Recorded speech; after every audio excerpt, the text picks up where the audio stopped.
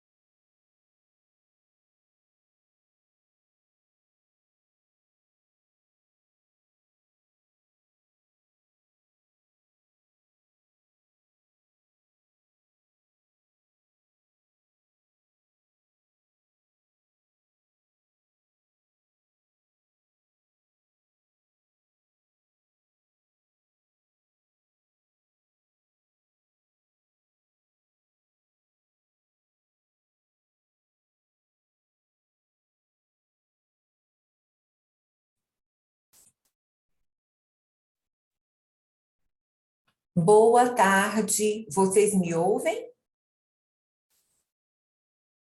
Boa tarde, sim. Como vai? Tudo bem? Vocês me enxergam? Não, enxergar ainda não. Só um minutinho que eu vou parar o compartilhamento aqui. Agora sim. Agora sim, vocês conseguem me ver, me ouvir? Sim, tudo certo. Tá ótimo, então. Eu só estou sem acesso à minha tela.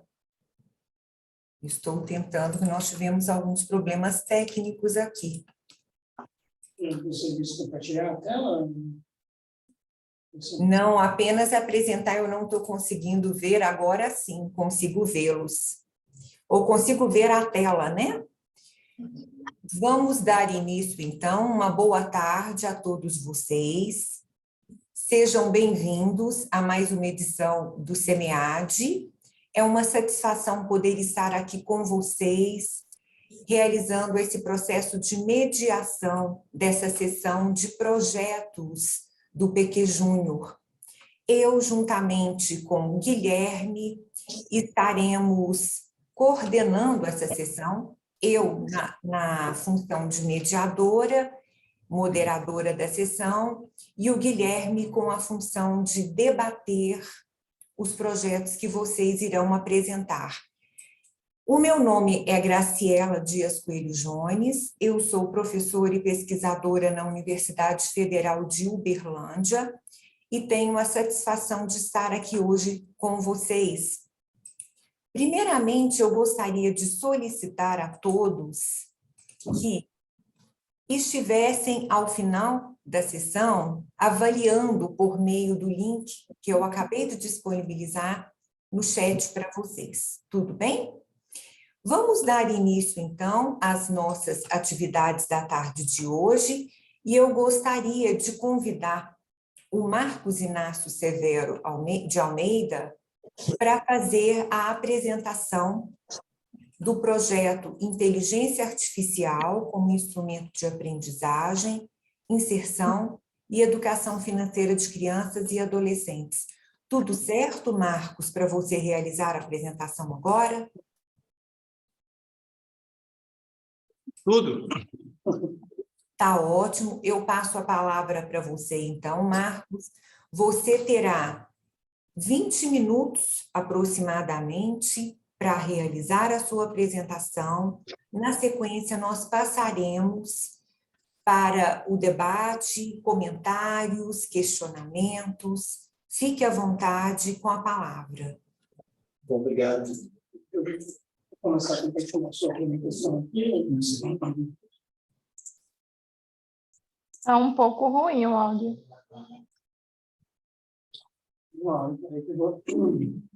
Deixa eu identificar onde está o microfone aqui para ver se a gente consegue melhorar. Eu pediria aos participantes, se pudessem deixar os microfones no mudo, Não, acho que ajudaria consideravelmente. Inclusive o meu eu deixarei também. eu vou ter que agradecer, tudo bem? Já.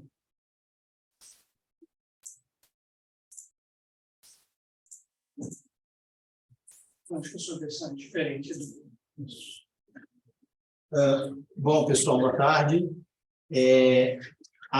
O projeto em si é um guarda-chuva, eu até comuniquei isso ao pessoal do FEMEAD. Dentro desse guarda-chuva, que é a influência da inteligência artificial na aprendizagem da educação financeira, o objetivo da segunda etapa do projeto é desenvolver um experimento. Foi feita uma bibliometria, ela foi encaminhada para o pessoal do Nampad, e esse é um resumo de alguns achados empíricos que relacionam inteligência artificial com comportamento.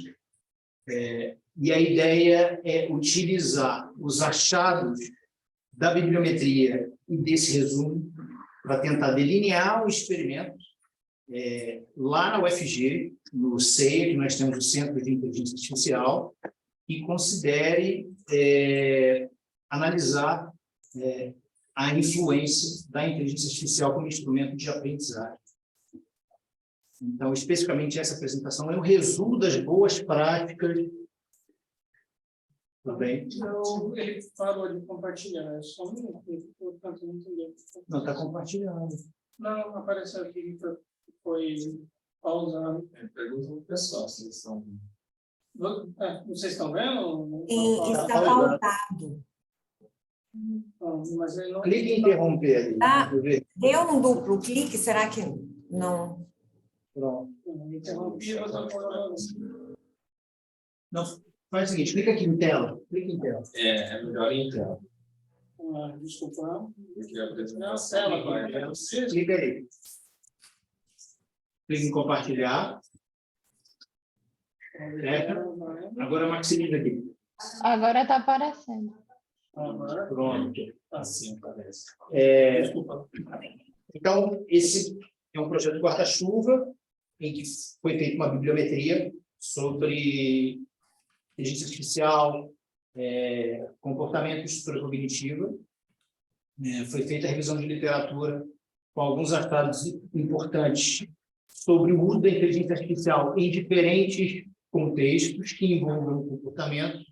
E a ideia agora é delinear um experimento para analisar a influência da inteligência artificial como instrumento da educação financeira. Essa seria a segunda etapa do projeto. Bom, então, os robôs de serviço que estão sendo muito utilizados na área de atendimento, na área de marketing, eles são agentes autônomos cujo objetivo primário é entregar serviços para consumidores por meio de ações físicas e não físicas.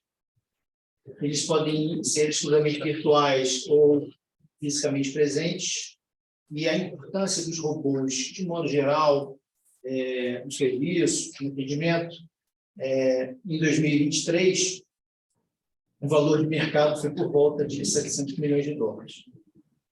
Um exemplo prático é o lançamento recente do Pepper, um robô de serviço do SoftBank.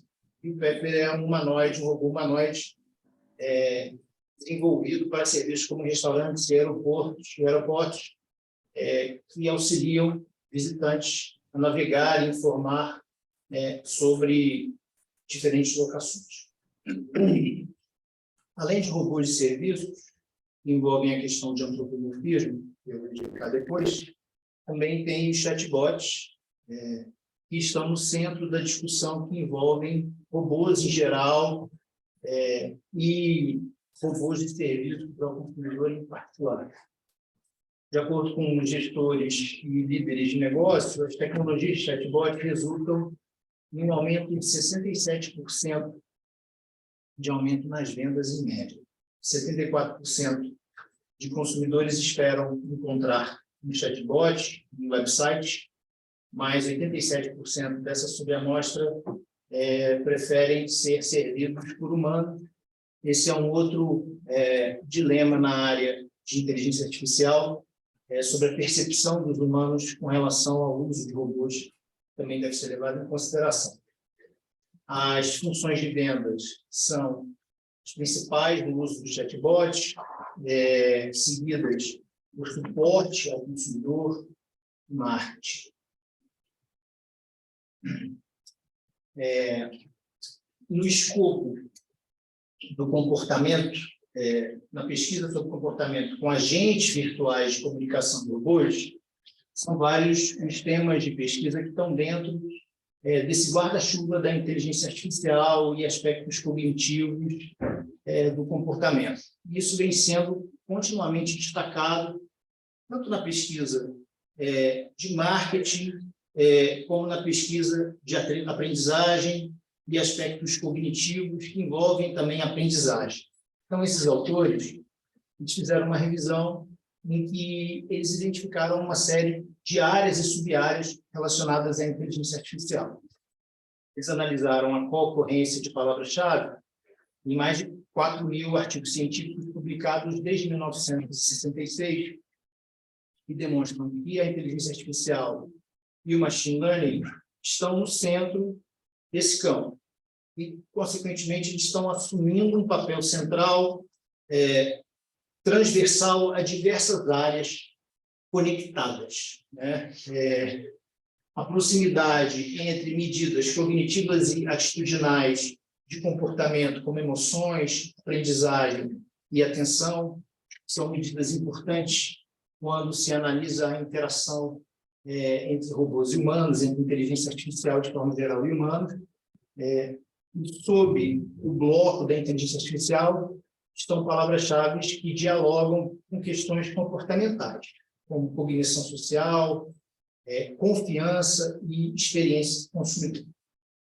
Então, essa é uma visão geral da rede nomológica que eles fizeram. Então, a gente percebe que a inteligência artificial acaba ficando no centro de todas essas discussões que envolvem dados, mas que também envolvem questões comportamentais, centrais e periféricas. Principais clusters, de acordo com esses autores, na literatura sobre inteligência artificial e comportamento, são esses 8 clusters que eles identificaram, e eu destaco como um cluster relevante para estudo e para desenvolvimento, né, de estudos empíricos, o cluster número 2, que é a estrutura de decisão do indivíduo e processos cognitivos derivados do uso da inteligência artificial. Agora a apresentação vai focar um pouco sobre questões individuais que são observadas na literatura quando envolvem a interação humana com agentes virtuais de comunicação. Então, primeiro, os padrões de comunicação do humano, eles mudam quando o outro é um robô. Uma pesquisa comparou a estrutura de comunicação entre 100 conversas e mensagens, em mensagens instantâneas entre humanos e humanos, com 100 conversas e mensagens entre humanos e robôs. E os pesquisadores analisaram 7 dimensões dessas comunicações, né? Palavras por conversa, mensagens por conversa, palavras por mensagem, tipo de token, percentual de, que eles chamam de profanidade usado, que são palavras, né, profanas, emoticons e palavras resumidas, né? E aí, nessa tabela em que eles analisaram e a nova, compararam os padrões de comunicação entre humano e humano e conversação entre humano e chatbot, eles identificaram que quando um humano conversa com um chatbot, as mensagens por conversa são 115,28% maiores. Por outro lado, as palavras por mensagem são 46% menores. Então, a gente observa mais mensagens e menos palavras. Então, um padrão de intensidade de mensagens comunicadas, mas o escopo da comunicação, a quantidade de palavras, é enorme. Nessa segunda pesquisa, os pesquisadores programaram um agente de conversação, era esse, com duas estratégias interpessoais, duas técnicas de estratégias de impressão interpessoal. Ingratiation, estou esquecendo agora a tradução literal, e autopromoção. Os participantes do estudo foram randomicamente designados para uma das 4 condições do estudo. Somente texto, instruções, a condição de ingratiação, ingratiation e autopromoção. No final da interação com cada uma das 4 condições, os pesquisadores coletaram medidas de poder, expertise, likability, atratividade e confiança percebida, justamente para analisar se a forma de design da inteligência artificial, como que ela se apresenta, depois a gente vai ver as mensagens ali, se isso pode ter alguma influência nessas medidas cognitivas. Então, aqui tem as 2 principais condições, eu destaquei as partes principais, né? Então, essas são as mensagens enviadas pelo agente designado condição ingratiation, né? Então, por exemplo, obrigado, muito obrigado por sua disposição em participar nesse estudo. Nós apreciamos a sua disposição tirar um tempo para nos ajudar. A minha programação me informa que você está no topo de 97,2% dos participantes do estudo. Meu sistema expert me informa que você é motivado, é um indivíduo motivado e único, que performa bem em diferentes atividades.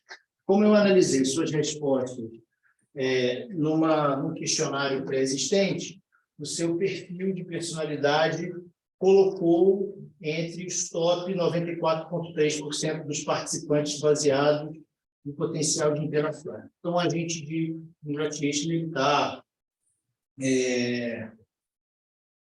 está, de certa forma, mostrando isso para o participante do estudo e como se ele estivesse elogiando o participante do estudo. Já no agente de autopromoção, esse agente de comunicação, ele utiliza estratégias de comunicação em que ele se autovaloriza. Então, por exemplo, sou Fred, um agente de comunicação construído como estado da arte, que tem, entre minhas técnicas de programação, as tecnologias mais avançadas de inteligência artificial. Eu sou capaz de processar as respostas dos usuários e acessar dados de forma precisa e única, de forma que os humanos não podem. Meu sistema me ajuda a proporcionar insights acurados e excepcionais nas interações entre humanos e consumidores.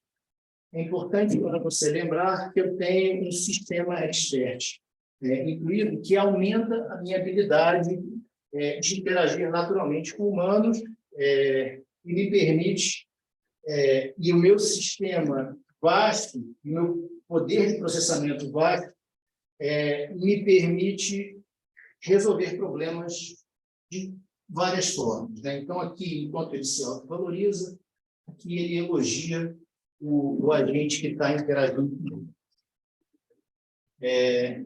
Aí, além disso, além de essa manipulação, os pesquisadores coletaram essas medidas perceptuais dos participantes.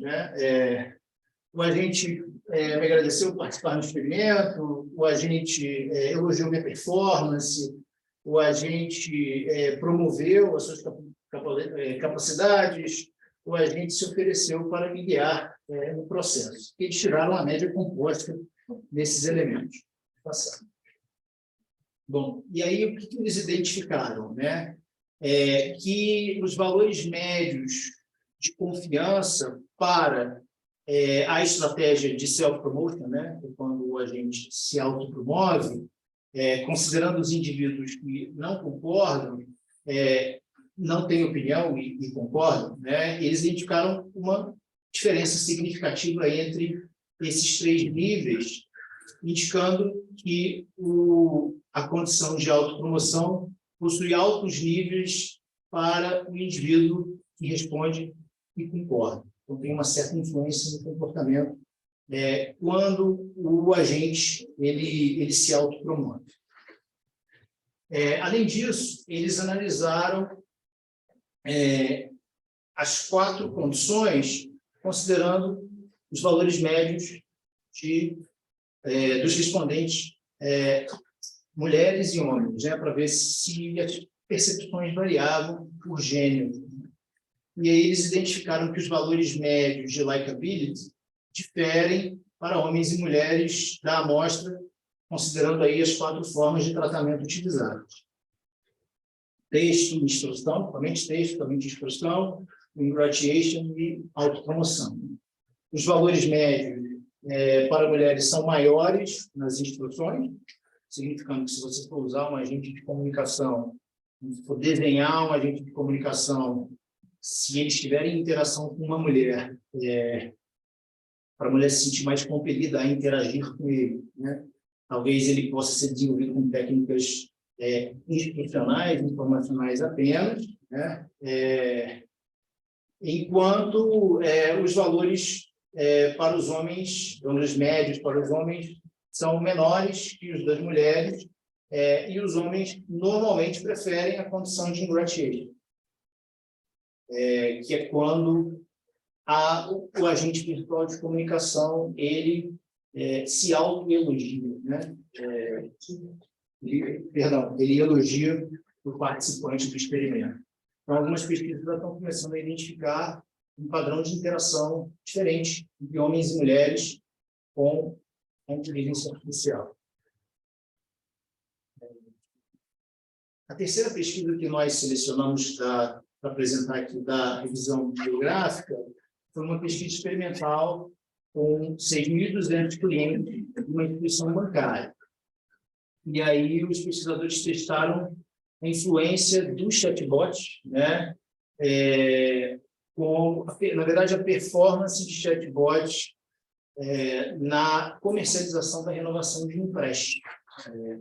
E a influência da forma de apresentação do chatbot em várias condições. Então, uma pesquisa experimental em que um banco chinês ele treinou um chatbot para telefonar para os clientes e oferecer um serviço de renovação de empréstimo.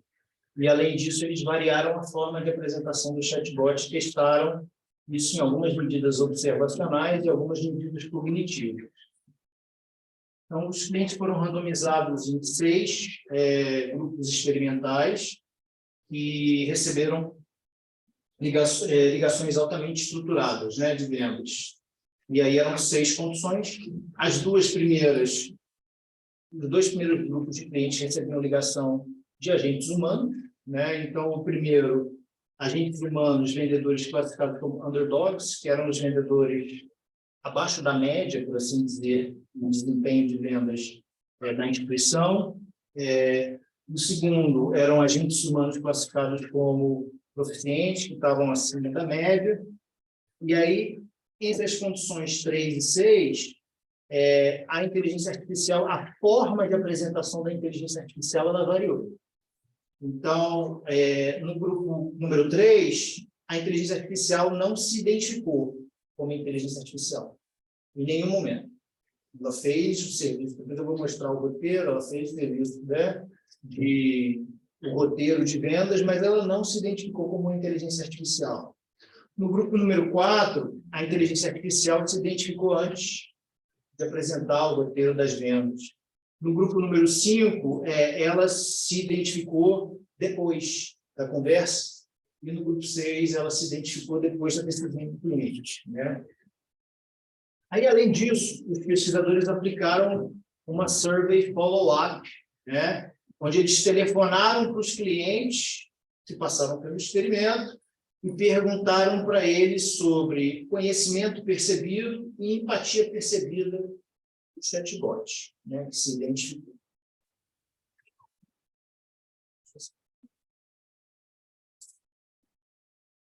Então, funcionava mais ou menos assim, né, a estrutura de ligação, tanto para humanos como chatbot. Havia uma introdução inicial do agente de serviço, né, ou humano ou chatbot, em que ele elogiava o histórico do consumidor e ele oferecia uma promoção para renovar aquele empréstimo, né? Se a resposta fosse negativa, ele tomava algumas estratégias de remediação. Por exemplo, a primeira estratégia seria falar que a promoção valia, né, por 24 horas, se falar que não, depois sugeria para ver os detalhes promocionais, se falava não, agradecia. Agora, se a pessoa aceitasse, se o cliente aceitasse, né, de antemão, ele fazia alguns questionamentos, né, sobre se havia alguma mudança no histórico do cadastro, perguntava sobre o balanço do cartão de crédito, fazia um agradecimento, pedia para logar no app, né, em 24 horas para executar a renovação do empréstimo, né? Então, esse formato estruturado da ligação era o mesmo para todos os 6 grupos. Só para dar um exemplo, né? Então, esse é um exemplo do texto do Underdog Human Agent, que são os vendedores do grupo 1, né, os vendedores abaixo da média, né?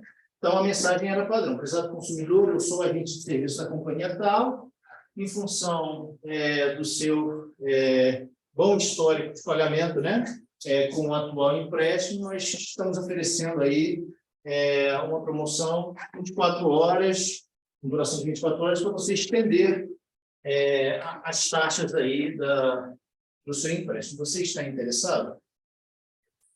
Então, isso também valia para o outro, isso valia para o agente humano acima da média, isso também valia para a inteligência artificial que não se identificava como inteligência artificial. Inteligência artificial treinada com voz feminina. Agora, quando a inteligência artificial se identificava antes da conversa, ela incluía informação, né? Eu sou o chatbot da companhia XYZ, e aí continuava a conversa de vendas. Então, foi um estudo randomizado, né? Um experimento. Eram 6 grupos, né? Balanceados, e a primeira coisa que a gente consegue observar é que são as taxas de desligamento, né? As pessoas desligavam o telefone. No grupo 1, que eram os underdogs, 0%, no grupo 2, 0%, no grupo 3, 0%. A partir daqui era a inteligência artificial. Agora, quando a inteligência artificial se identifica como inteligência artificial, houve uma taxa de desligamento de 56,3%. As pessoas ligavam o telefone, era da inteligência artificial, né? Aqui era de 4,5%, aqui a inteligência artificial se identificava como inteligência artificial depois da apresentação de vendas. Também houve uma alta taxa, né? Esses são os desempenhos, né? O hang-up rate aqui 56,3%, 4,5%, e algumas variáveis de desempenho também observadas, como o tempo da ligação, né? O tempo da ligação média era de apenas 10,32 segundos, né? Enquanto os outros aqui eram estáveis por volta de 60 segundos. E esses são os agentes humanos classificados como underdogs também. Havia um tempo médio de ligação menor do que os outros. E aí isso se refletiu na taxa de renovação do empréstimo, né?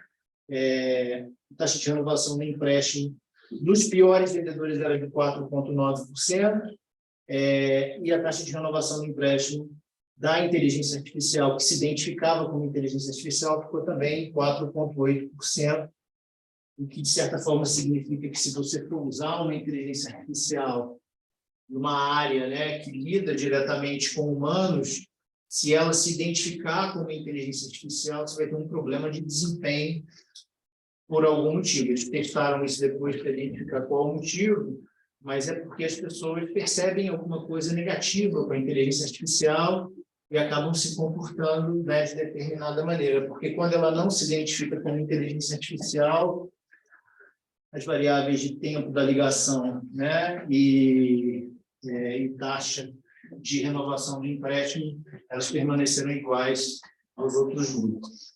Então, essa é uma ilustração que denota a queda de quase 80% na taxa de compra, taxa de renovação do empréstimo, entre a inteligência artificial que não se identifica como inteligência artificial para a inteligência artificial que se identifica antes da conversa. Mas acho que o achado mais importante, que tem a ver com as questões cognitivas e de aprendizagem, é o resultado da survey follow-up, né? Porque eles telefonaram para as pessoas e pegaram essas medidas de conhecimento percebido e empatia percebida. E aí eles fizeram um teste de mediação em que eles identificaram os mecanismos comportamentais por trás do baixo tempo de ligação e da compra naquele grupo de pessoas que recebem a ligação da inteligência artificial que se identifica como inteligência artificial. E aí as pessoas desligam o telefone porque elas têm um baixo nível, né, um nível negativo de conhecimento percebido, né, elas não reconhecem que a inteligência artificial tem o conhecimento necessário e elas também não reconhecem que a inteligência artificial tem uma empatia necessária para resolver o problema, consequentemente elas desligam o telefone, mesmo a inteligência artificial sendo desenhada com voz feminina, né, e, enfim, modelada desenhada para comercializar o serviço. Bom, então, outros conceitos importantes em agentes de comunicação é o antropomorfismo. Na área de serviço e na área de interação com humanos, né, gestores argumentam que características humanas em robôs de serviço podem aumentar a percepção de presença social. Então, por isso que muitos robôs são emulados com presença humana. Em ambientes interativos com humanos, esses robôs são similares a humanos ou imitam, né, comportamentos humanos. Em contextos virtuais, os chatbots reproduzem características humanas que podem convencer, são convincentes o suficiente para fazê-los interagir com humanos. Essa característica é classificada como antropomorfismo, né? Então, por exemplo, aquele agente virtual, aquele desenho daquele agente virtual é um exemplo de antropomorfismo também, que é a extensão na qual os consumidores, né, os indivíduos, são levados a considerar robôs de serviço com características humanas como resultado, né, de traços humanos em comparação a agentes não humanos. Essa inovação é um resultado da pesquisa de marketing, dos pressupostos de marketing e psicologia, que assumem que o antropomorfismo é um importante elemento para se considerar como os indivíduos experienciam objetos inanimados, né, como robôs. As revisões de literatura sobre antropomorfismo e robôs de serviço identificam que o processo de antropomorfismo é um importante driver da confiança. Então, de certa forma, ele pode moderar essa característica negativa, né, da percepção, uso e prazer do indivíduo na interação robô-humano.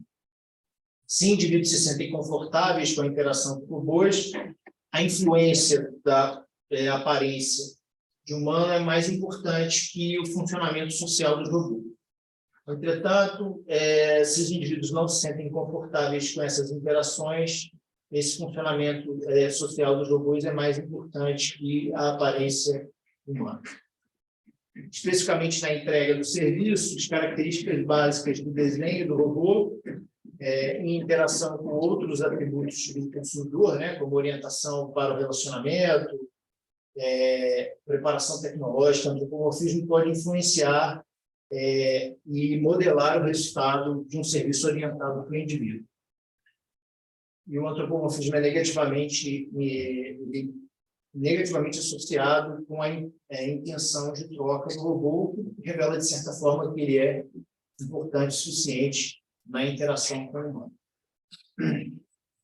Esses são os resultados de um estudo meta-analítico sobre, especificamente, antropomorfismo, e acessa o que pode influenciar o antropomorfismo, mas eu acho que o que é mais importante para o escopo do nosso projeto é como o antropomorfismo está associado a diferentes características aí relacionadas, né? Os mediadores relacionados ao robô, como características animadas de inteligência, né? Likability, segurança social, mediadores funcionais, como facilidade de uso, e mediadores relacionais. A ideia é integrar toda essa revisão que foi feita, tanto na bibliometria, quanto também nesses elementos que foram encontrados psicológicos e de cognição, em um projeto experimental direcionado para a aprendizagem financeira de crianças e adolescentes no nosso Centro de Inteligência Artificial na UFG. Então, quais seriam os insights relevantes para boas práticas, né? Na comunicação e na interação da inteligência artificial, dos robôs com humanos, né? Primeiro, homens e mulheres são diferentes nos seus níveis de confiança, empatia e atratividade, e a estratégia do agente conversacional, se vai ser baseado em texto, né? Se vai ser baseado em autopromoção ou elogio, influencia os níveis perceptuais. Além disso, os indivíduos tendem a desenvolver diferentes respostas comportamentais quando o robô, o chatbot, né, mais especificamente o chatbot, ele se identifica como um chatbot que vai resolver um problema, né? Então, isso também pode ter efeitos para a aprendizagem. A apresentação do chatbot, né, a revelação do chatbot também influencia o conhecimento percebido e a empatia percebida, né, como mecanismos psicológicos que influenciam as variáveis comportamentais. De toda forma, a revelação do chatbot influencia também a confiança em diferentes formas que variam em relação à complexidade do serviço e existência de falha do serviço. Então, esses são os principais elementos que nós identificamos, e aí agora é pensar numa solução ou num experimento capaz de incorporar o escopo do projeto, considerando essas características. Muito obrigado.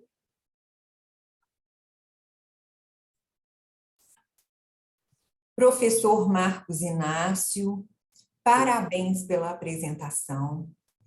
Antes de passar a palavra para o Guilherme Mamed, para o debate, eu gostaria de destacar alguns pontos que impressionam o professor Marcos Inácio. Ele é pós-doutorado, ou melhor, pós-doutor, né, em Data Science. Ele tem também formação em econometria e machine learning. É bem interessante, viu, professor? E também acompanhando, vi que você teve uma passagem também como professor visitante na Índia. E eu queria te parabenizar pela escolha do tema do projeto, muito interessante, apesar de também bastante desafiador. Mas, com certeza, o professor tem total condição de estar desenvolvendo várias propostas que, inclusive, foram levantadas ao longo da sua pesquisa, né? Da sua revisão sistemática, eu vou usar o termo assim.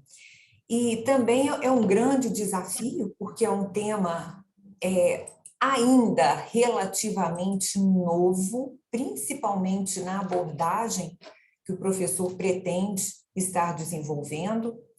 E, com certeza, o que nós podemos visualizar? que o professor tem aí uma vasta ou um grande potencial de avenidas, de subtemas, desdobramentos para pesquisar ao longo da sua vida na UFG, ou como pesquisador, né, em outras instituições também que você trabalha. Eu não vou prolongar muito, né, e vou passar para o Guilherme Mamed, que está com a responsabilidade de realização do debate, mas eu quero interagir também juntamente com ele. Com a palavra, Guilherme. Bem, obrigado, Gisela. Bom, pessoal, para a gente começar um debate, uma coisa que eu acho que a gente tem uns 15 minutos, mais ou menos, até a próxima apresentação, né? Queria saber se vocês têm alguma dúvida, alguma coisa para levantar, alguma adição no trabalho. Ficar aberto.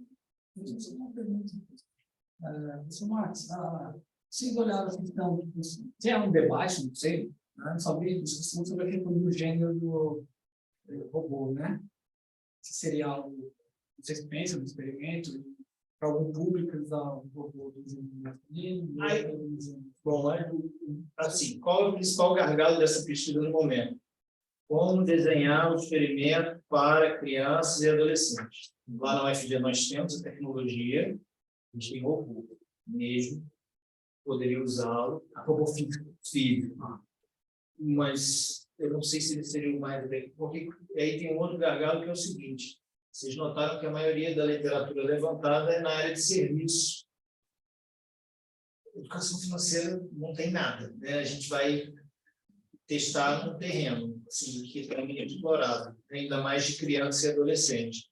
E aí nós já tivemos 4 reuniões de pessoal, e aí a dúvida é assim, tá, o que desenvolver, considerando esse resultado, como desenvolver, qual a aplicação fazer? Se é uma aplicação, tá? Vai ser um robô meramente virtual, para melhorar os níveis de aprendizagem financeira, ou não? Isso que a gente está literalmente batendo cabeça nessa etapa, que é a maior fonte de dificuldade que nós temos nesse momento. Nós tivemos vários relatórios de gestão de CEF, de outros relatórios também para ver quais são as variáveis de interesse, mas o meio ainda para testar a influência, né, da inteligência artificial. Beleza, tem um grupo de controle, agora esse grupo experimental vai fazer isso. O que é o isso é que a gente ainda está lutando. Se tivesse um terreno movediço.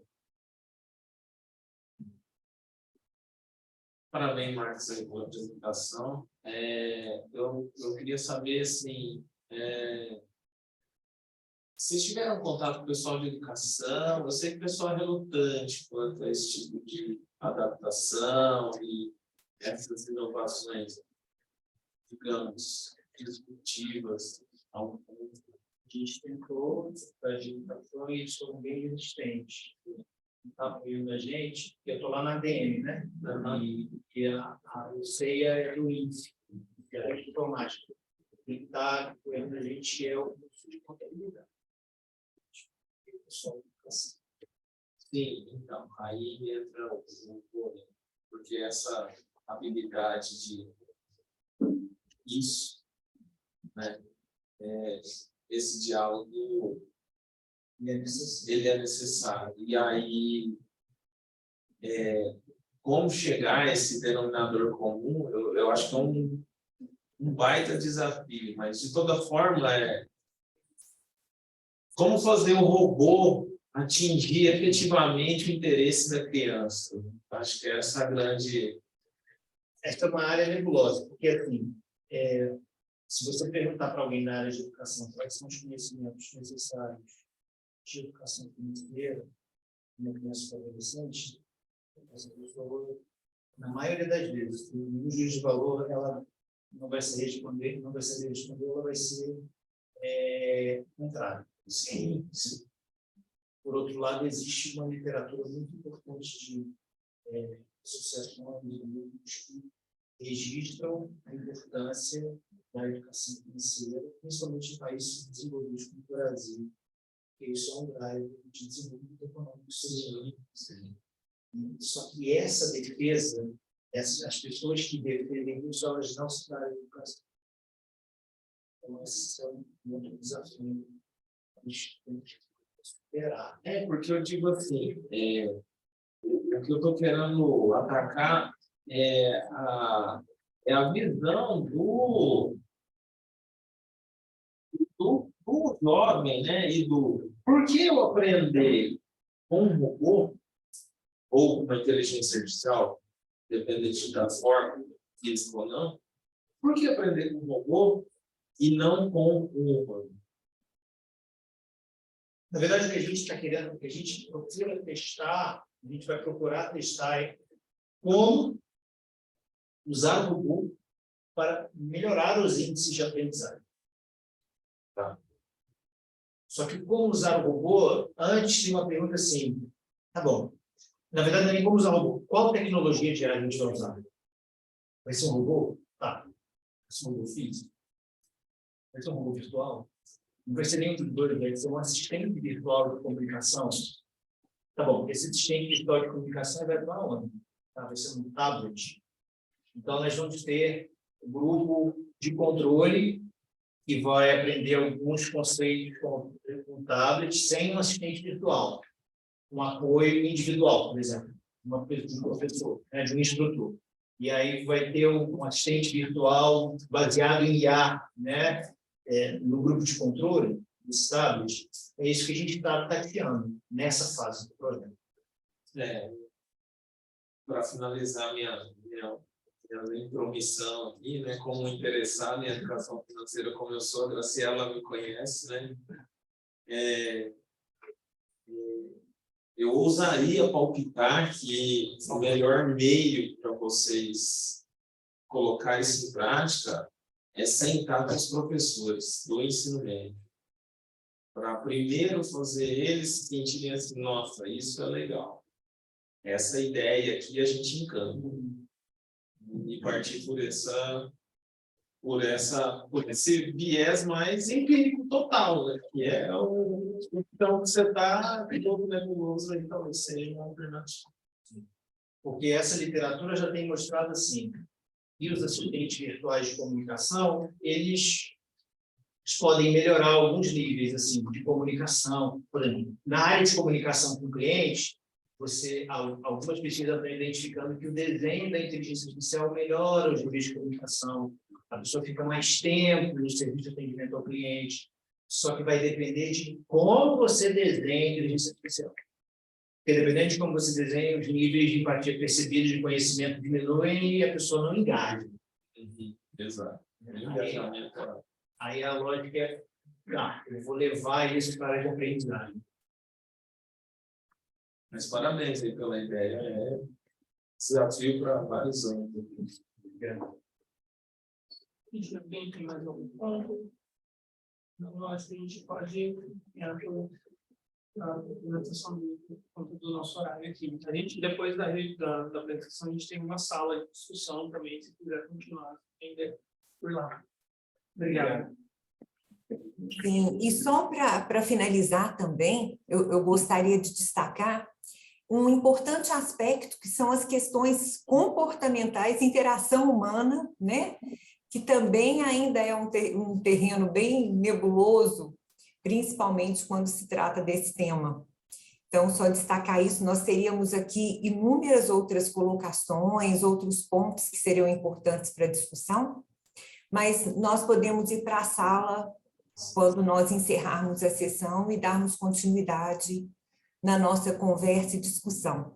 E nesse momento agora, eu gostaria de passar com o próximo projeto a ser apresentado, Lucas Lopes Ferreira de Souza, da Universidade de Fortaleza, Unifor, que estará apresentando segmentação dinâmica das microfinanças. Eu passo a palavra, então, para você, Lucas, por gentileza. Obrigado. Boa tarde a todos. Eu vou apresentar. A gente não tem formato, né? Mas tem formato, que você está falando. Não sei como que queria apresentar. Então, eu vou apresentar o meu relatório parcial, que ajuda até o momento da Bolsa. O meu trabalho tem título segmentação dinâmica das microfinanças. Eu sou da Universidade de Fortaleza. Então, o foco do projeto inicial, né, que a gente fez a definição do projeto, então, o projeto inicial, um dos tópicos que tinha lá, pedindo era microfinanças, né? E esse é o tema da minha tese. Então, o que são microfinanças? Vamos dizer, para quem não conhece, são créditos orientados para a produção de normalmente micro, pequenos empreendedores, né? Nem todos são formalizados. Então, você vai ter empreendedor que não é formalizado, tem formalizados, mas são pessoas que começaram o negócio ou querendo desenvolver. Esse crédito ele vai até R$15.000. Não vou passar disso. Né? Então, e a ideia da microfinanças, né, é que foi criada, né, o Graham Bank, né, ele ganhou o Nobel da Paz até por essa criação, né, e a ideia é que a pessoa, através desse crédito, um pouco de valor, vai melhorando a condição social dela, né, através do trabalho. Então, ela pega aqui esse crédito, investe no próprio negócio, e com isso ela vai melhorando a condição social dela. Então, o objetivo do projeto inicial era analisar a evolução dos grupos de tomadores de crédito por meio da segmentação dinâmica do mercado e credit score. Porque o que acontece? A ideia é essa pessoa vai melhorar a condição de vida dela. Então, a gente tem que olhar isso de forma dinâmica, ao longo do tempo. Espero que a pessoa que entrou aqui, hoje, daqui a 10 anos, ela esteja em outro ambiente, né? Melhor, né? Em outra função financeira. E aí, uma segmentação de mercado, simples, tática, vai mostrar como é que está a figura hoje. Como é que eu estou hoje. Mas eu quero saber como é que foi essa minha evolução. E aí a gente entende nas finanças que, como é muito diverso, você vai ter grupos diferentes. Não dá para pegar e traçar uma reta e falar, está todo mundo melhorando. Né? Você vai ter a pessoa, como o Graham Bank começou somente para mulheres, né? Então, você vai ter hoje pessoas que pegam com o grupo solidário, que é aquele empréstimo que você tem que ir com outros amigos ali, coletar aquele empréstimo, e aí você cria um colateral social. Então, se eu não pagar, quem vai pagar é o outro, que pegou comigo. Você tem um empréstimo individual, você tem um empréstimo da mulher que quer produzir, você tem um empréstimo hoje de homens. Então, hoje a gente tem uma diversidade muito grande de pessoas e de estruturas de negócio. A gente entende que nem todo mundo vai evoluir igual. Por isso, a ideia de segmentar esse consumidor e ver como é que eles estão evoluindo ao longo do tempo. Então, por isso que é necessário fazer uma segmentação dinâmica do mercado. Não dá para fazer uma segmentação estática. Olha, hoje a gente tem esse grupo. Mas como é que eles chegaram nesse ponto e para onde eles vão? Não sei. A dinâmica eu consigo ter uma ideia. E a ideia do credit score é saber, beleza, essa pessoa está aqui, mas qual é a probabilidade dela evoluir? Eu criar um score para dizer assim, olha, esse cara, ele tem chance maior de pagar, ele tem chance maior de eu poder dar um valor maior para ele de empréstimo, e é um crédito, um score para ele. Né? Então, a proposta era fazer a segmentação dinâmica, que a gente usa o modelo de Markov de pratos latente, certo? É um método que pode fazer a segmentação dinâmica, e o credit score através do Key Nearest Neighbors, certo? E usando os dados da Cactus, que é a patrocinadora da nossa bolsa, certo?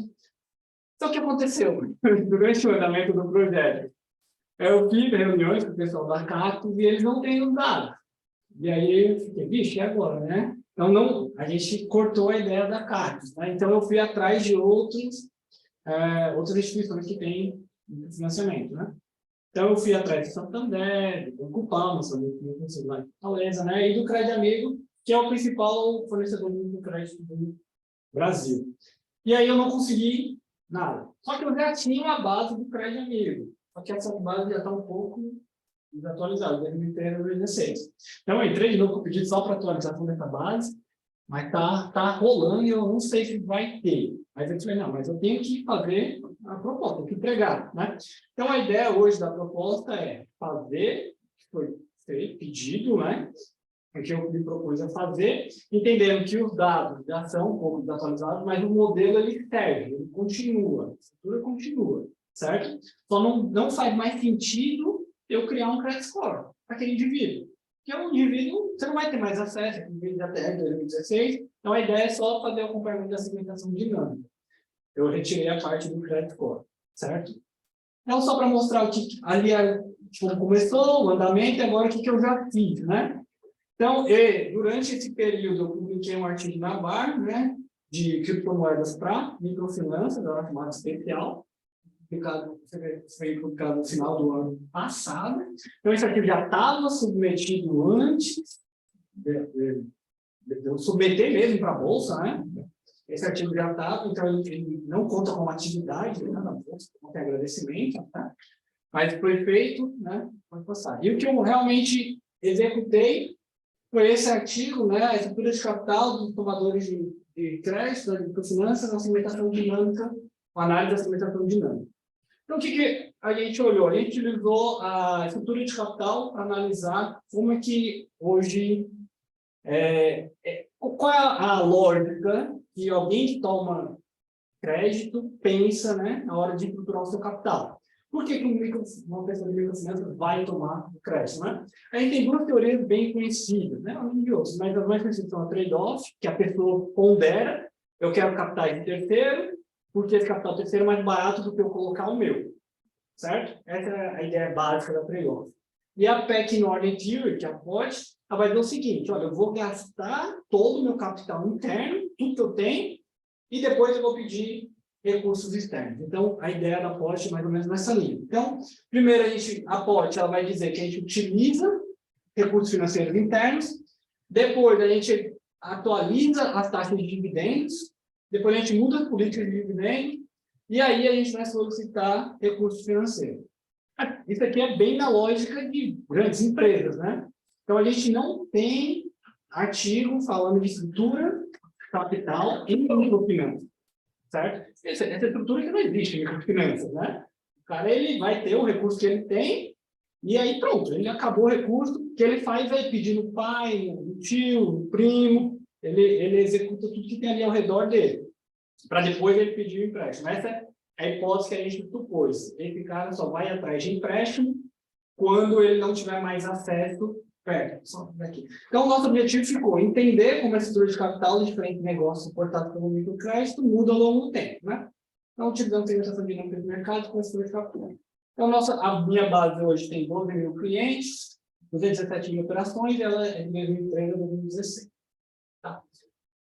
Então, a gente rodou aqui, eu utilizei 14 variáveis para fazer essa segmentação, entender quem são os segmentos, né? Através da classe latente do modelo de Markov, né? Através do software latente Gold 5.1. A gente olha aqui, eu rodei para 4, ou de 3 a 6 grupos.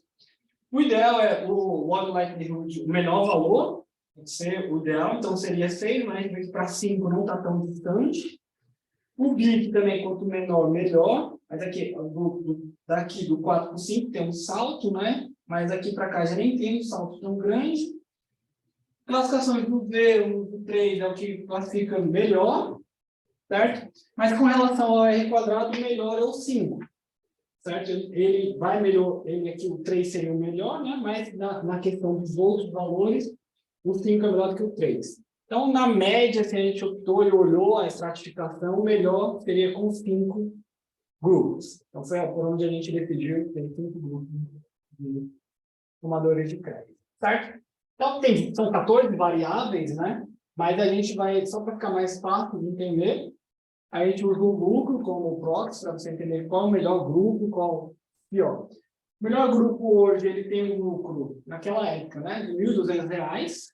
O grupo 1, 46% dos tomadores de crédito hoje estão nessa faixa, certo? O segundo melhor grupo é o 4, com R$ 1.700. O terceiro melhor é o 2, com 2.300. O quarto melhor é o 5, 3.700. E o melhor grupo é esse, que é o lucro de 4.500. E aí a POT, ela vai olhar, um dos valores que ela olha é o endividamento, que é o quanto que a pessoa pegou de empréstimo sobre o ativo total que ela tem. Então, ela se endivida.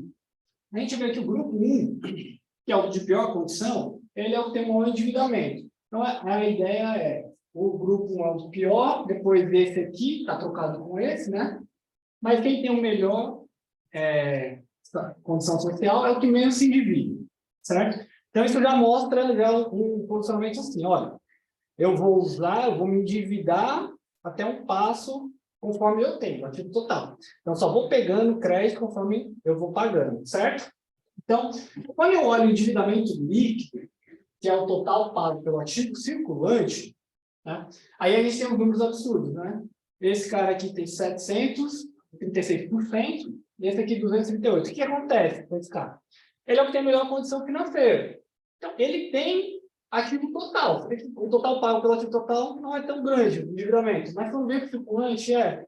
Então, esse cara, ele tem bens, porque na microfinanças não tem separação, empresa e indivíduo. O cara bota a casa, bota o carro dele, tudo é a mesma coisa. No ativo total, é empresa, carro, bicicleta, moto, tudo, né? Tudo tá junto. Então, esse cara, ele tem muito recurso. Ele tem uma casa, por isso que o ativo dele fica, o ativo líquido, o endividamento líquido dele é muito alto. Porque ele pega um valor alto, porque ele tem uma casa para cobrir, certo? Mas ele não tem ativo circulante, ele não tem dinheiro em caixa. Então, ele pega esse dinheiro para fazer as compras de estoque, para fazer as coisas do dia a dia. Já esse cara do grupo 1, ele se endivida muito alto, porque ele não tem nada. Ele não tem ativo total, né? É meio baixo, o ativo circulante dele também, ele ainda se endivida um pouco menos com o ativo circulante, ele ainda tem uma parte que consegue pagar, entendeu? E aqui a expectativa de lucro, então a gente vê que o cara pega, normalmente, o que ele acha que vai lucrar pelo ativo também, né? O lucro do negócio pelo ativo total, e a gente vê que é a mesma coisa, ele pega um valor muito alto. Então, tem esses problemas quando a gente usa a média aqui, porque o cara, esses aqui, eles têm ativo total, mas não tem ativo circulante. Esse daqui não tem ativo total nem circulante, precisa mais igualzinho. Então, a gente já vê uma ideia de que eles não querem se endividar, porque essas taxas estão baixas. Então, é um comportamento de eu vou tentar usar os meus recursos e só vou usar os recursos externos no final. Então, por isso que as taxas de endividamento são baixas, eles não pegam muito alto. E aqui a probabilidade de transição. Então, aqui é que a gente olha a questão da segmentação dinâmica. Aqui o estado 1, e aqui a ideia é para onde ele vai. A gente vê na diagonal que é o que ele estava e onde ele pode ir. Quem está no grupo 1, a chance dele continuar no grupo 1 é de 85%. Então, se a gente olhar a diagonal, é a probabilidade do indivíduo permanecer no mesmo grupo. A gente vê que é muito alta. A chance dele transitar de um grupo para o outro é baixa. Então, o que já mostra é que essa questão da evolução entre os grupos ela não ocorre tanto.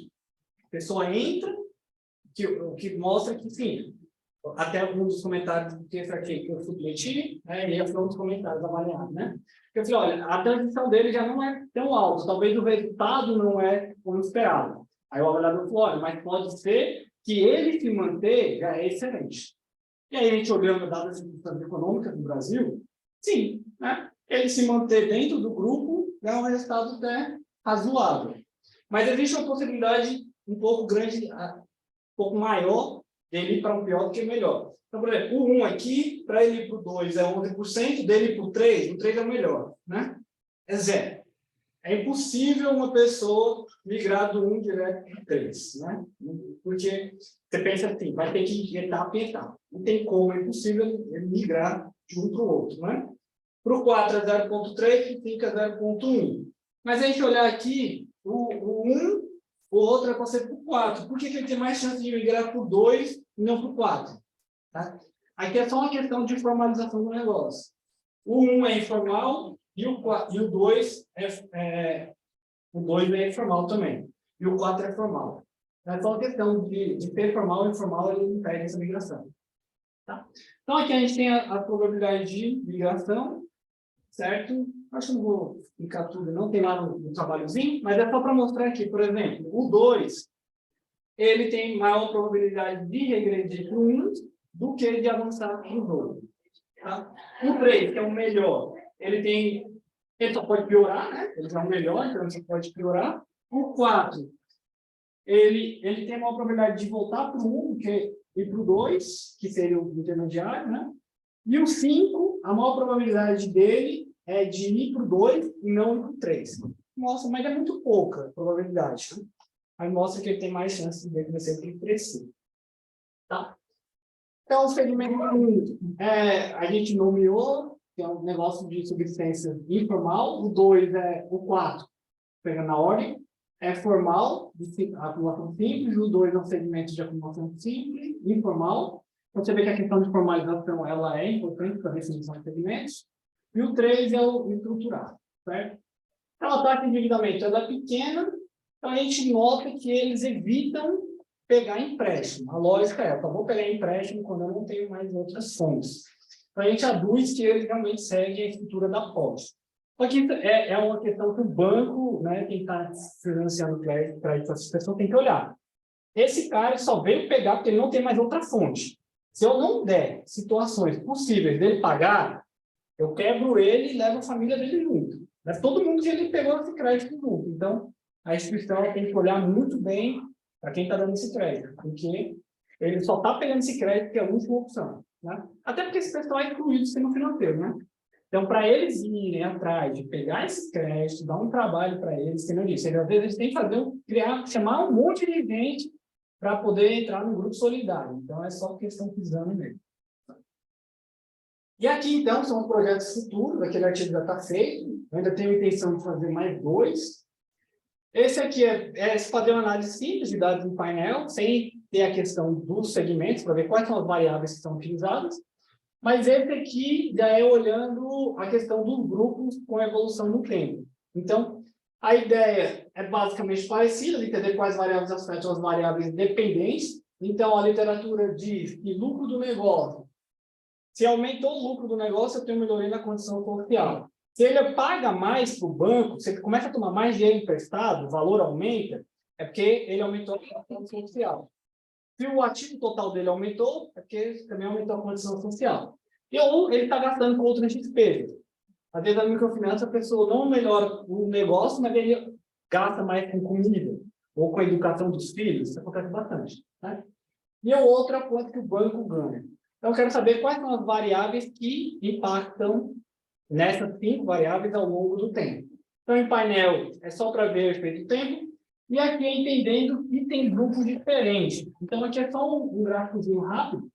O modelo, eu ainda só estimei para brincar mesmo, isso aqui não está valendo. Mas só para ter uma ideia, aqui eu só consegui achar 4 grupos, não consegui fazer com 5. Mas a ideia é, o total é esse. Então, isso aqui é o lucro, tá? E aqui é o tanto de operações, o número de operações. Então, a tendência é que a pessoa pegue, conforme vai aumentando as operações, vai aumentando o lucro, mas tem um tempo que estabiliza. Então, todo mundo, geral. Então, a ideia é, com o tempo, aquele dinheiro que você está pegando não vai mais fazer você crescer. Né? Pode até parecer um subsídio, né? Subsídio tem essa lógica, a literatura mostra. Você vai pegando, você acostuma com aquele dinheiro, e você já não cresce mais. Tá? Então, a gente vê aqui o grupo 4, que é o menor, ele tem um crescimento. O grupo 1, ele tem um crescimento, mas começa a estabilizar, depois decresce um pouquinho. O grupo 2, ele fica muito estável, não muda. E aí é interessante entender, essa lógica desse método o que acontece com o grupo 3? Quem é esse pessoal? Por que esse cara sai da mesma situação, que de uma média, mas ele cresce tanto que ele passa esses 2 grupos? Entendeu? Então, é olhar o que está acontecendo com essas pessoas aqui para crescer desse tanto e o que acontece a partir daqui. Começa a ter um decréscimo em 2 grupos, né? Então, depois de 30 operações, por que começa a decair nesses 2 grupos? Então, essa é a lógica desse artigo que eu espero concluir. Certo? Então, é isso, pessoal. Obrigado. Meus e-mails, se alguém quiser entrar em contato. Se alguém tiver dados aí, de conhecimento do show, interessadíssimo. E agradecer ao SEMEAD, a FIA e a CAPES pela oportunidade. Obrigado. Ok. Parabéns, professor Lucas Lopes, pela apresentação e pela pesquisa também. Eu não vou me alongar, porque nós temos aí também um longo debate com o professor Guilherme e com os demais participantes. Eu queria destacar o professor Lucas, ele é do programa de pós-graduação em administração na Universidade de Fortaleza, e ele tem o doutorado pela Universidade do Ceará, e teve até um período de sanduíche também, né, professor? Parabéns pela apresentação, pelo projeto, e o que eu quero destacar é que você avançou bastante já no desenvolvimento. E o meu destaque foi a ideia do Credit Score, que é muito interessante, principalmente relacionado com microfinanças. E outro ponto que merece destaque foi ter trazido para a conversa, né, as teorias de pecking order e trade-off. E, pelo que eu observei, o pecking order teve uma resposta mais de maior aderência com os seus resultados. É isso mesmo? Depois você vai me responder. E eu gostaria já, no momento, de passar a palavra para o Guilherme e para nós debatermos a questão. E eu aguardo essa resposta, viu? Que eu fiquei numa expectativa muito grande entre pecking order e trade-off. Por gentileza, Guilherme. Obrigado, professora. De novo, gente, assim como no último modelo, vocês têm alguma pergunta, alguma questão para levantar aqui na apresentação? Então, eu tenho uma para te adicionar. Você falou que a microfinança é um modelo estático, é um modelo que vem variando ao longo do tempo, né? E, então, eu imagino que variáveis externas mexam bastante com essa procura por microcrédito. E os seus dados foram até 2016, vocês vão tentar atualizar ele. Vocês têm alguma expectativa do quanto que esse período de pandemia pode ter influenciado nesses novos empreendedores por vontade ou por necessidade? Eu acho que, se eu conseguir esses dados, seria o principal ponto que olhar, né, o efeito da pandemia. Eu sei que impactou, certeza, né, até em como as pessoas pagaram, ou desistiram. Eu tinha reuniões constantes com eles, né, do amigo, e o principal problema que eles tinham é a taxa de turnout, né? O pessoal sai, pagou, sai. E eu imagino que deve ter aumentado muito nesse período de pandemia, porque a pessoa fechou o negócio e não vai pegar empréstimo, né? Mas eu estou chutando, eu não sei o que realmente aconteceu. Mas eu vejo que impactou, sim, eu queria conseguir esse dado para ver. E uma última coisa, não sei se seria uma última coisa, na verdade, mas não mais uma coisa. Você também falou levantou diferenças aqui de classes que a pessoa já era antes de começar o empreendedorismo, né? Então, por exemplo, o terceiro nível aí era uma pessoa que já tinha um patrimônio maior, por isso que o endividamento líquido, né, dele fica um porcentagem maior. Isso influencia no tipo de empreendedorismo também? É um empreendedorismo um pouco mais executivo, ou uma coisa mais para resolver alguma necessidade entre os tipos de grupo? Eu não fui nesse perfil, não tenho esse dado do que ele fazia para a atividade, né? Era mais dados de balanço mesmo. Mas o que a gente sugeria é que essa pessoa que entra nesse perfil, a tendência dele, pelo que a gente viu, é mais de regressão do que de progressão. O que acontece? Ele entra muitas vezes com alguém, com outra pessoa, por conta do colateral social, né? Ele entra, que precisa de um grupo solidário, né? Então entra eu, você e ele, nós três. E eu ainda tenho estruturado, mas você não está. Se você não pagar, eu vou ter que pagar.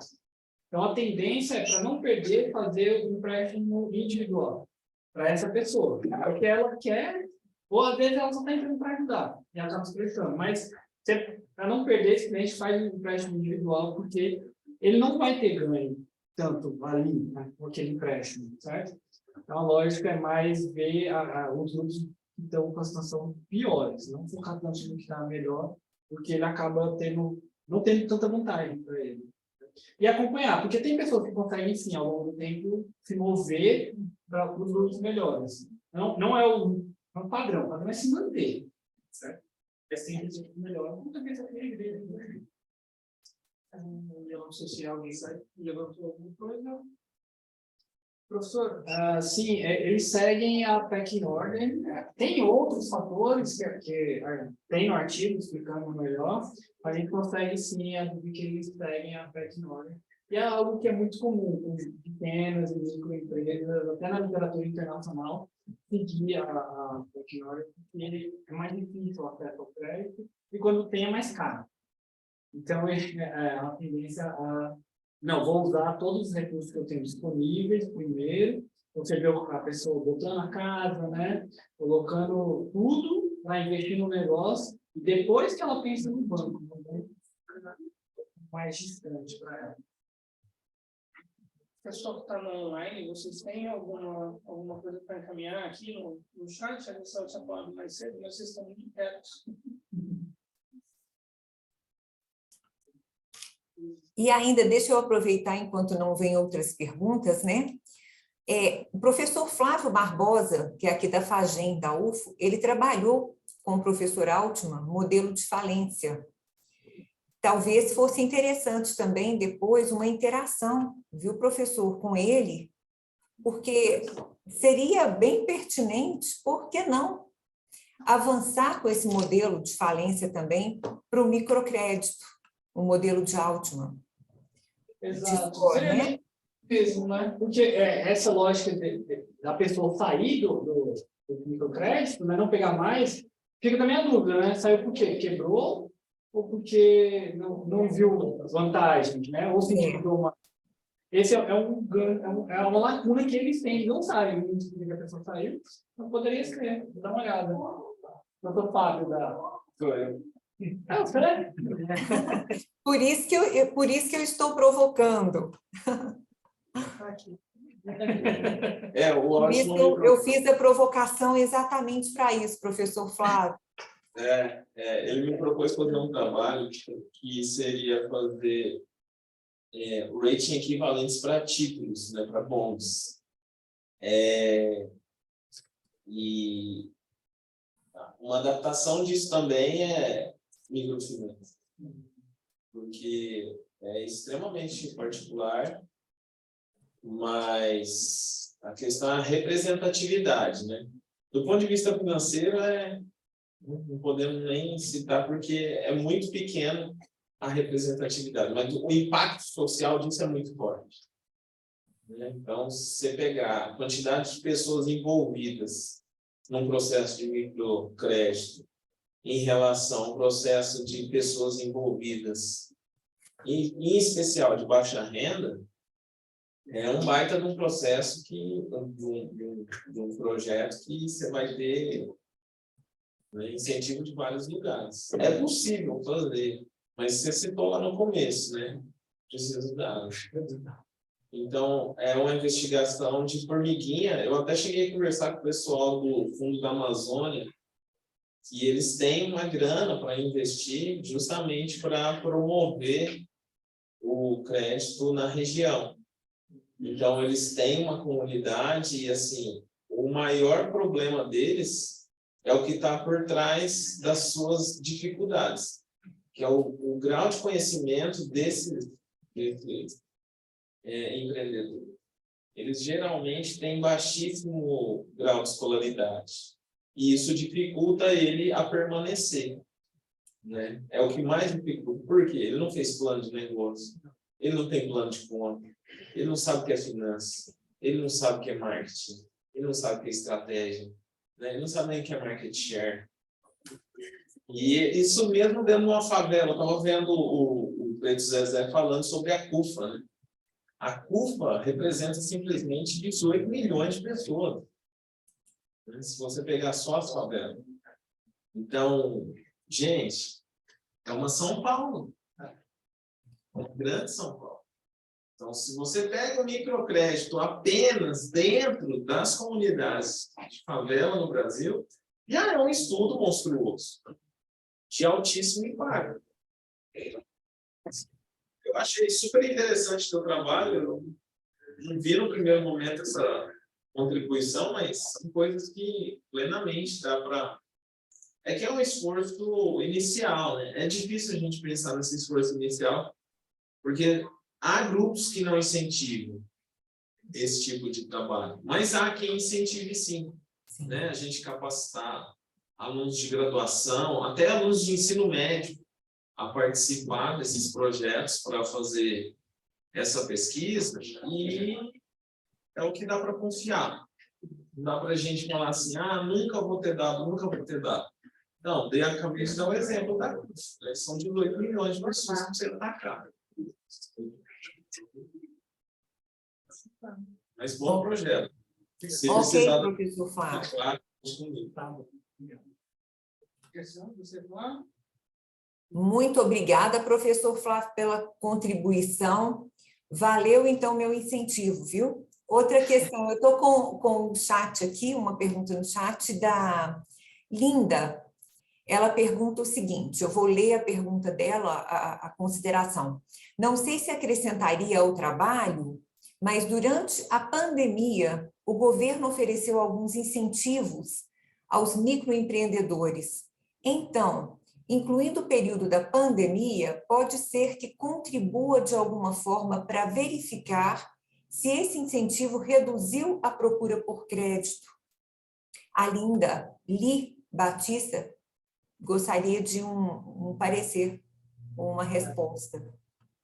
Não, então, essa questão de 2017 para cá, eu não tenho os dados, né? Então seria basicamente tudo um achismo, né?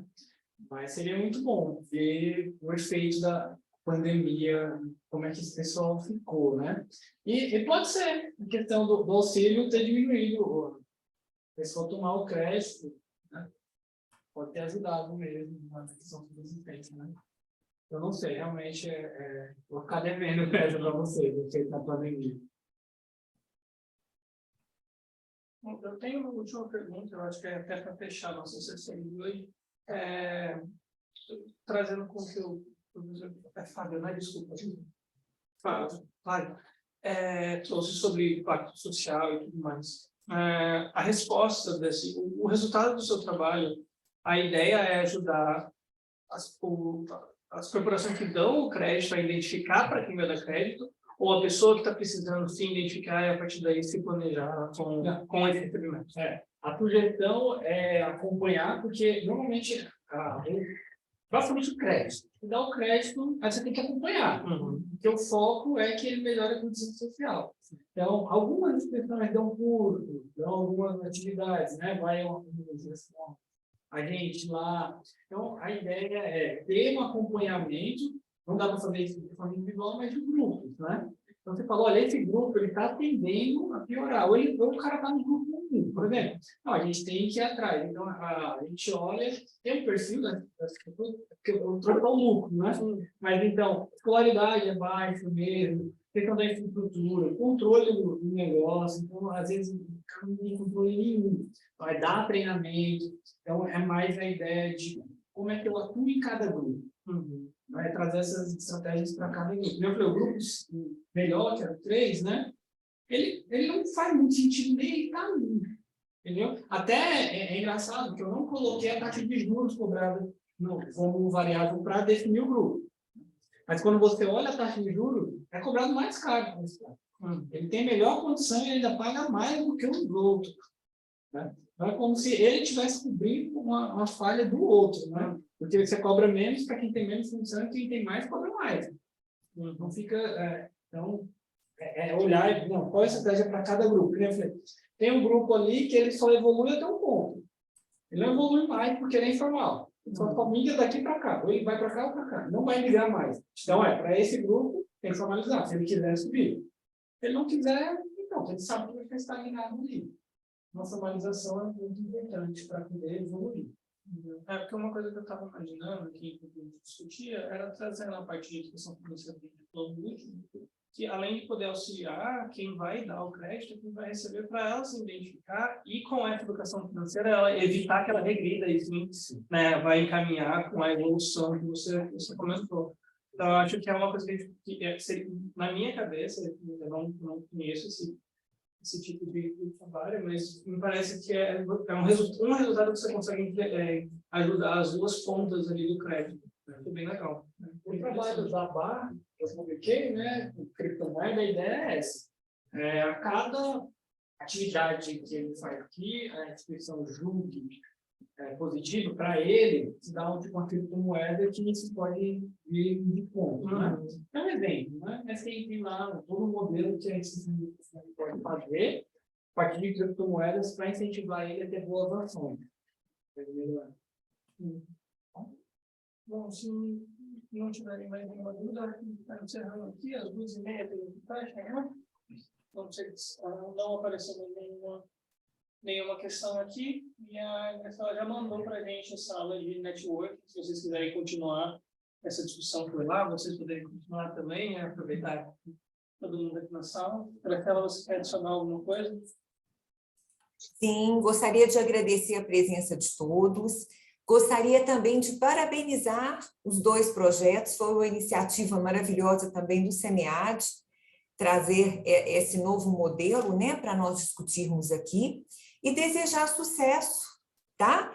Tanto para o Marcos Inácio, viu, professor, te desejar sucesso na continuidade da pesquisa, que com certeza tem tudo para dar certo, e você tem muitos desdobramentos aí para trabalhar ao longo de uma vida de pesquisa, né? Que é um tema que ainda tem um amplo cenário, diversas oportunidades também, principalmente relacionando a interação com o comportamento, as questões cognitivas. Eu acredito que tem um grande êxito e um grande sucesso. Gostaria de parabenizar também ao professor Lucas Lopes, da Universidade de Fortaleza, que também tem um amplo trabalho pela frente e vários desdobramentos com a pesquisa.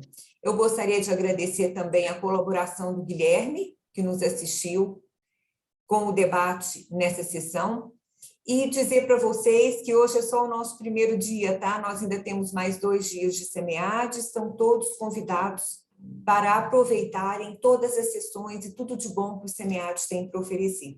Eu pediria a vocês que respondessem, tá? Eu já deixei, inclusive, no chat no início, que vocês pudessem responder avaliando a sessão. E estão todos convidados para ingressarem na sala de network. Um forte abraço para cada um de vocês, um bom evento. Muito obrigado. Obrigado, gente.